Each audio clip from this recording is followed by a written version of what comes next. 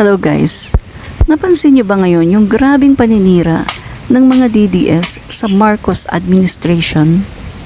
Napansin niyo guys na lahat ng mga issue, kahit yung pinakamaliit na mga nakikita nila ay kanilang minamagnify. At take note ha, sabay-sabay sila, talagang mahahalata mo yung kanilang masamang plano. Sabay-sabay sila mga kaibigan na talagang pabagsakin ang ating Pangulo. Pero sa awa ng Diyos, talagang kikita nyo matatag ang ating Pangulo at ang kanyang administrasyon. Kita nyo naman mga kaibigan, no? Sa pagpasok pa lang ng ating Pangulo, nandyan na yung distab. Pinatunayan yan ng DDS na ngayon ay nasa Marcos administration na pagpasok pa lang ni PBBM ay nagplano na sila pero failure. Kasi nga, sino ba naman ang matinong Pilipino na sasama sa kanila, sa kanilang kudeta? Guys, sino lang naman ang magbe-benefit niyan? Ang iisang pamilya at ang iilang tao na mga kakampi ng mga Duterte. Hindi tayong mga mamamayang Filipino ang magbe-benefit ng destabilization na yan. Kita nyo? Kahapon lang, di ba? Isiniwalat na plano na yung sabi na to save the queen, para itong queen na ito daw ay maging Pangulo ng Pilipinas. Sino pa? Wala nang iba. Ang tinutukoy niya ay si Inday Lustay. Diyos mio, ngayon pa nga lang nakita nyo diba kung gaano kawaldas, kung gumasta, tapos nag-aambisyon pa na maging Pangulo ng Pilipinas, na gusto lang bigyan ng budget tapos walang accountability. Di ba mga kaibigan?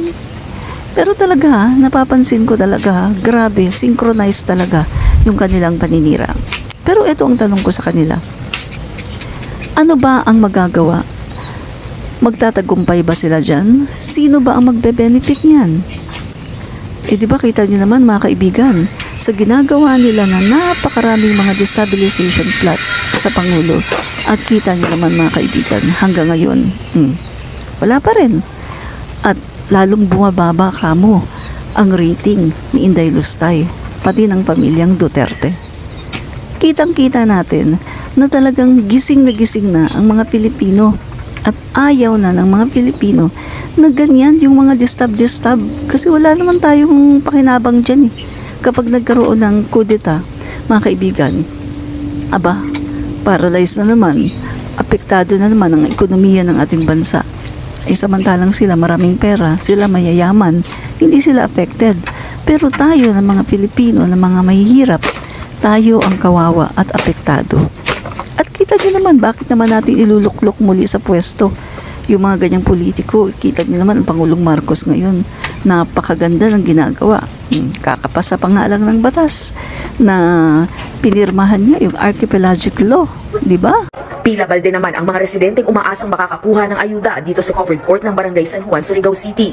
Naaaburido na raw sila dahil 5 araw na matapos ang bagyo pero wala pa rin silang tulong na natatanggap. Kahit malang sana yung mga canned goods, kahit mga dilata-dilata lang yan, laking tulong na rin po yan sana kung meron. Pantay-pantay ang pagbigay, di kisyo kay may pera ka, mayaman ka o ano.